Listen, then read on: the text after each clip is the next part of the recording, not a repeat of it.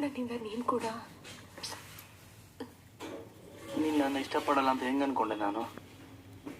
ಅವತ್ತೇನೇ ಆಗಿದ್ರು ಮೀಟ್ ಮಾಡಿ ಬರ್ಬೇಕಿತ್ತು. ಆ ಥರ ನನಗೆ ತಪ್ಪಲ್ಲ ನಂದೆ. ಅವತ್ತು ಮಾತ್ರ ಹುಡುಗಿ ನಿನ್ನ ಹೆಸರು ಹೇಳಿದ್ದಿದ್ರೆ ಎಲ್ಲ ಚೇಂಜ್ ಆಗಿರೋದು.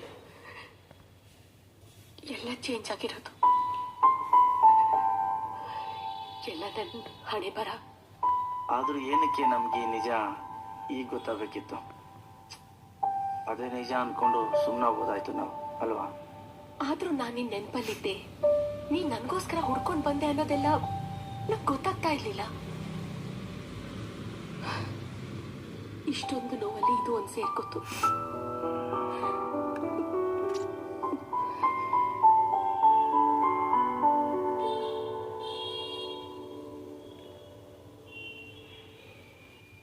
ಅದೇನು ಜೊತೆಲಿರ್ಬೇಕಾದ್ರೆ ಹೇಳ್ದೆ ಇದ್ದವನು 4 ವರ್ಷ ಆದ್ಮೇಲೆ ಬಂದು ಹೇಳೋಕೆ ಏನ್ ಜ್ಞಾನೋದಯ ಆಯ್ತು? ಇಲ್ಲ, ನನಗೆ ಡೈಲಿ ಅನಿಸ್ತಿತ್ತು ಹೇಳ್ಬಿಡ್ಬೇಕು ಅಂತ. ಆದರೂ ಮನಸ್ಸಲ್ಲಿ ಏನೋ ಒಂಥರ, ಜಾನು ಅಷ್ಟು ಇಂಟೆಲಿಜೆಂಟ್ ನಾನಿಲ್ಲ, ಜಾನು ಅಷ್ಟು ಚೆನ್ನಾಗಿ ಹಾಡು ಹೇಳಕ್ಕೆ ಬರಲ್ಲ ನಮಗೆ. ಅದಕ್ಕೆ ಮನಸ್ಸೇ ಆಗ್ತಿರ್ಲಿಲ್ಲ. ಅವತ್ತೇನು ಅಂತ ಗೊತ್ತಿಲ್ಲ. ಇವತ್ತು ಹೇಳಲಿಲ್ಲ ಅಂದರೆ ಸತ್ತೋಗ್ಬಿಡ್ತೀನಿ ಅನ್ನೋ ಫೀಲಿಂಗು. ಅದಕ್ಕೆ ಧೈರ್ಯ ಮಾಡಿಕೊಂಡು ಕಾಲೇಜ್ ಹತ್ರ ಬಂದ್ಬೇಕಾಗುತ್ತೆ. ಹೌದು, ಕೇಳಬೇಕು ಅನ್ಕೊಂಡೆ. ನಾನು ಅದೇ ಕಾಲೇಜಲ್ಲಿ ಓದ್ತಾ ಇದ್ದೀನಿ ಅಂತ ನಿನಗೆ ಹೆಂಗೆ ಗೊತ್ತಾಯ್ತು? ಇದೊಂದು ಪ್ರಶ್ನೆ ಹೆಂಗೋ ಗೊತ್ತಾಯ್ತು ನನಗೆ. ಅದೇ ಹೆಂಗೆ? ನೀನು ಬ್ಯಾಂಗ್ಳೂರಲ್ಲಿ ತಾನೇ ಇದ್ದೆ? ಅಲ್ಲಿ ಹುಡುಗರನ್ನ ಬಿಟ್ಟಿದ್ದೆ. ನೀನು ಎಲ್ಲ ಹೋಗ್ತೀಯ, ಎಲ್ಲಿ ಬರ್ತೀಯ, ಎಲ್ಲ ವಿಚಾರ ನಂಗೆ ಗೊತ್ತಾಗ್ತಾ ಇತ್ತು. ನೀನು ನೋಡಬೇಕು ಅನ್ಸಿದ್ರೆ ಬೆಂಗಳೂರಿಂದ ಬೈಕಲ್ಲಿ ಪಟಾರ್ ಅಂತ ಬಂದ್ಬಿಡ್ತಿದ್ದೆ ಮಂಗಳೂರಿಗೆ. ಕಾಲೇಜ್ ಬಿಡೋವರೆಗೂ ಕಾಯ್ತಾ ಇರ್ತಿದ್ದೆ. ಕಾಲೇಜ್ ಬಿಟ್ಟಾದ್ಮೇಲೆ ನೀನು ಫಾಲೋ ಮಾಡ್ಕೊಂಬರ್ತಿದ್ದೆ ನಾನು. ನೀನು ಹಿಂದೆ ತಿರುಗಿ ನೋಡಿದ ತಕ್ಷಣ ಹಂಗೆ ಬಚ್ಚಿಟ್ಕೊಂಡ್ಬಿಡ್ತಿದ್ದೆ. ನೀನು ಬೇರೆಯವನ್ನ ನೋಡಿ ಕೋಪ ಮಾಡ್ಕೊಂಡಿದ್ದನ್ನ ನನ್ನನ್ನು ನೋಡಿ ಕೋಪ ಮಾಡ್ಕೊಂಡೆ ಅಂದ್ಕೊಂಡಿದ್ದು ಅಂತ ಬಿಟ್ಟರೆ ಇದೆಲ್ಲ ವಿಚಾರ ಗೊತ್ತು ನನಗೆ. ಏನು ಗೊತ್ತು ಹೇಳಿ ನೋಡೋಣ.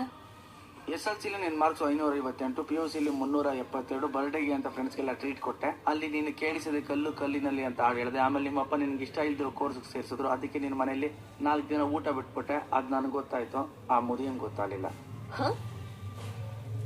ಅಲ್ಲ, ಅದು ನನಗೆ ಗೊತ್ತಾಯ್ತು, ನಿಮ್ಮ ಅಪ್ಪಂಗೆ ಗೊತ್ತಾಗಲಿಲ್ಲ ಅಂತ ಹೇಳಕ್ಕೆ ಬಂದೆ. ಸಾರಿ.